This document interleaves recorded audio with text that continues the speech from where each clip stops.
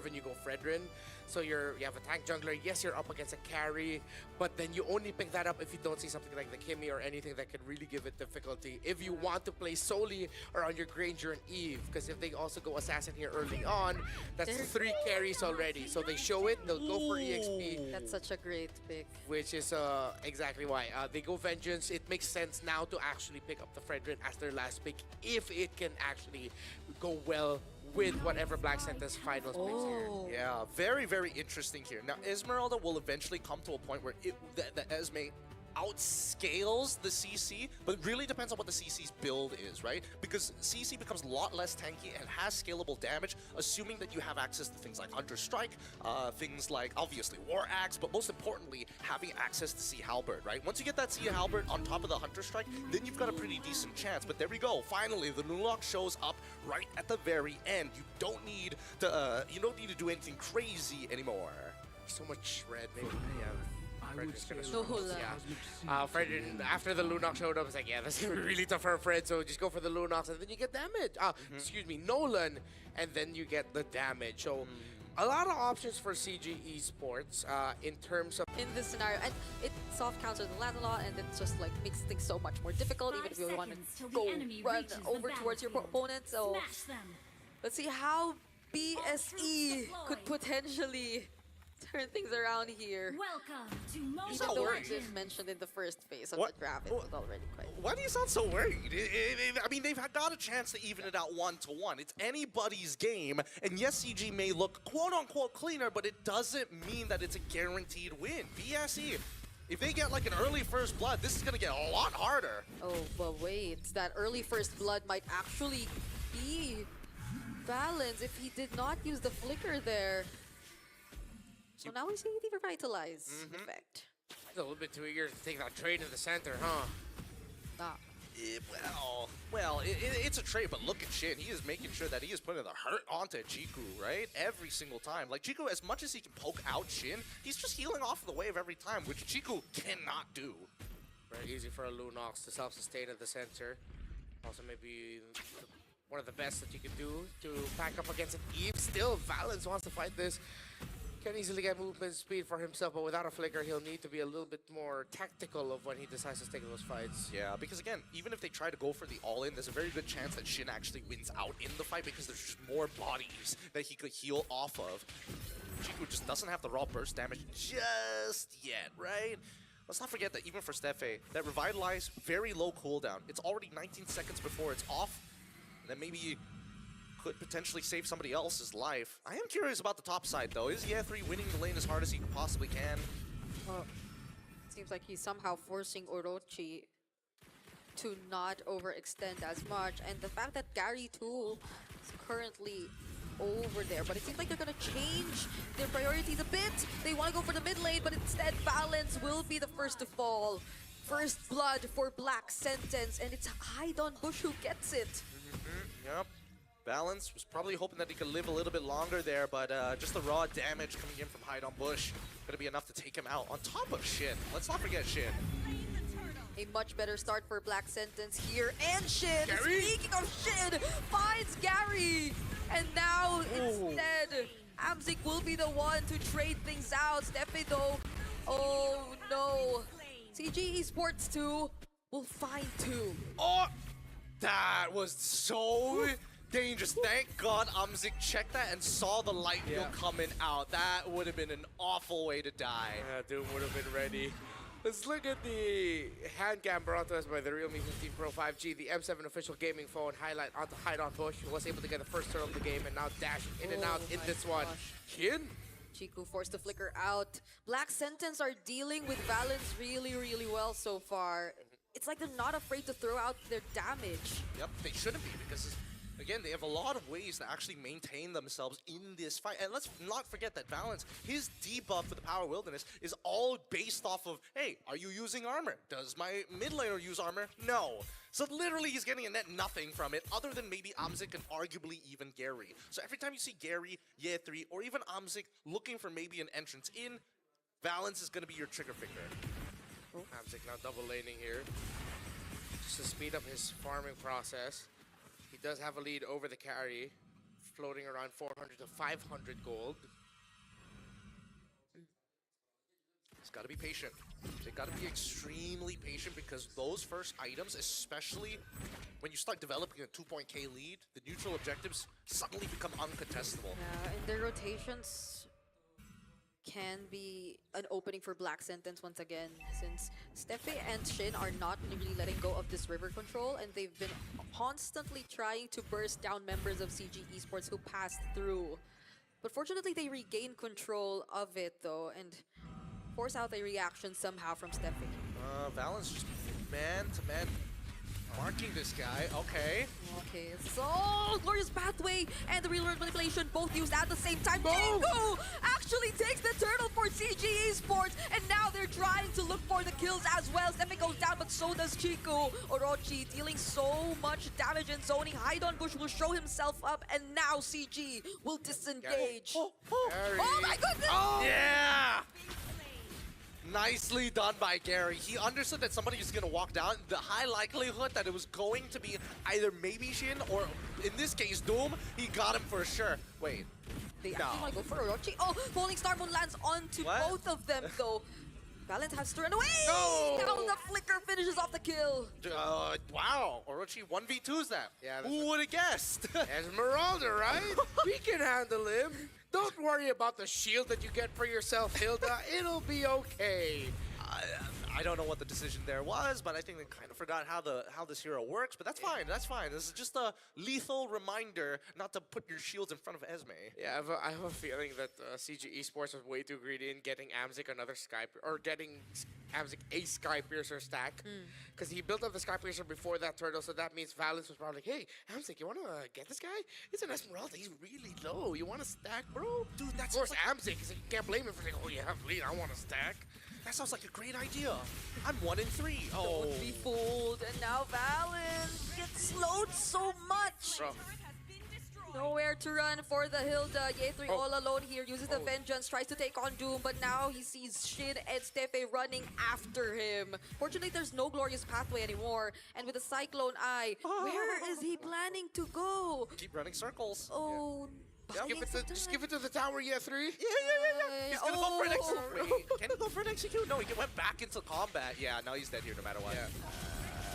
Yeah. He Uh. sort of tried dealing with the waves before going down, but Honestly, it's not a bad idea, right? Because now the waves, especially on top side, is going to be on a slow push in favor of Yeah. CG. Actually, it all worked out in the end, even though he decided to give the kill away to a member of CG instead of just giving it to the minions. Brilliance forced out. Real world manipulation once again. Steffi using it to slow everyone down, and Black Sentence secures the turtle. Amzik 2 forced to flicker out. Great response from Black Sentence so far. I don't like the risks that CG Esports are taking. They were posturing for a 4v5 without Ye3, and they didn't have the key positions on the map to actually find the fight in the first place.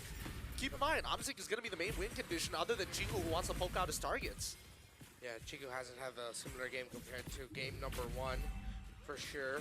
Black Sentence have handled this even better. Look at Shin again! They're going for the dive. Thorned Rose, another puncture in, but there's a stun! Now Haidon Bush goes down. Falling Star Moon targeting Valens. He's in the bush, but it's not gonna matter. Now Ye3 and Amzik trying to work on Orochi. He's running away. There is a decent amount of damage, but it's not gonna be enough. It's an Esmeralda that gets to escape. The most painful thing about that is that Black Sentence couldn't even get the last hit on the tower that they needed. Yeah. That hurts. That hurts. I was like, man, that tower's gotta go at some point. Nah, still gonna be alive, but they're gonna lose and trade a tower down on the bot side. That's gonna be another T1 missing. Top and a bottom gone. In terms of items, though, I'm waiting for Gary to get to that point where he starts one-shotting targets, right? And I think he's almost there. The big issue right now is the fact that these boots are saving certain people. Doom, he's basically gonna get one shot no matter what, but this Esmeralda is kind of untouchable. Yeah. Who else could deal with it? I mean, Amzik was trying. They need Chico to get a wishing lantern first. Oh. Now Orochi shows up. Chico needs a wishing lantern and a divine glade, because eventually Orochi's gonna get a radiant armor, right? Oh, now they burst Orochi down! Wait! But with the flicker, he's actually able to stay alive! Gary instead will be the casualty of that fight. Valens going in, Ye 3-2 using the curtain call and the yo-yo blitz. But all that for Gary. Yeah, the Steph is stunned, man. The high loss. What can you do? What can you do? Honestly, they got pretty close to bursting him down. Luckily, the Dreadnought armor really negates like a good chunk of that on top of the extra stun coming in from Steffe. But at this point, I think that CG Esports need to identify... Wait, hold on. Oh, they're going for Valens this time around. Valens has turned away, but with the glorious pathway, he gets slowed so much. Okay, another flicker forced out of Amzik, and it seems like Black Sentence are in control so far. Ye3 has the curtain call. Does he use it already? He does, but without their retribution, they do not get to secure the objective. Now they're just trying to go for the chase. They will deny this purple buff. And that's about it for CG Esports. Yep, that's as good as it gets. If they can get this mid-tier one, I think even better. Oh! And they get Orochi too. I think that's way better for CG Esports. Dang, Amzik is slick with it. Like, I knew he was slick with it back at MPL MY, but on an international stage, it's looking real good. Yeah, 2's here, win 5. Black Sentence got the Lord, but they lost a lot out of that one. Uh-oh. It's a question of can they even make something out of it. Gary not getting chased. Shit is here too, and there are minions. There's no way out if you were Gary. There's so many arguments that could be made right now, but for now, CG just need to defend, right? They just need to minimize the economical damage. They created small leads, but now that the structures are going to start falling down, that should put them at like, what, an 800? Yep, down to 500 now as they look for mid-tier 1. Oh, Steffi. Don't let them, don't let them. Another beautiful, Shit gorgeous again. pathway, but from the sides.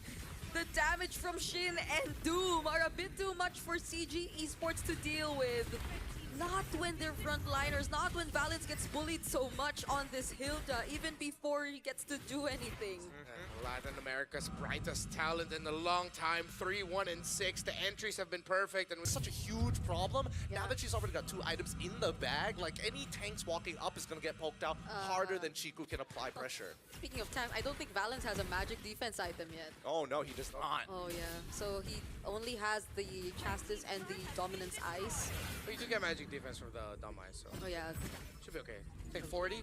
40 apiece, if I'm not mistaken. I mean, it's not much when you're up against the Lunox. That's True. the big issue, right? It doesn't matter how much MR you actually have. Other than the Athena shield, it kind of feels a little sad. So at this point, would you rather build the Athena shield or the Radiant armor? You kind of need a little bit of both, right? Because the Radiant armor makes sense when you're fighting Orochi, but the Athena shield is particularly good for Shin because once you're in that darkening form, you're machine gunning. If you're not machine gunning, you're wasting time. yeah. Especially if they go in for the surprise, because you never know at this point. Shin might not even care about Valens anymore. Just go for a big play. Oh, Shin, speaking of Shin, you just mentioned now has a Divine Glaive, so it's not going to be a fun time for Valens at all. At this point, he's wishing that he has Athena shield. Even Ye 3 doesn't really have magic defense per se in like the most rawest, purest form. Everyone on the side of CG is just going to fall down quickly to Shin's Lunox if they cannot get it down quickly. Much better game for Shin. Ye 3 doesn't use the curtain call just yet, but that was a great dodge that we saw from Haidon Bush.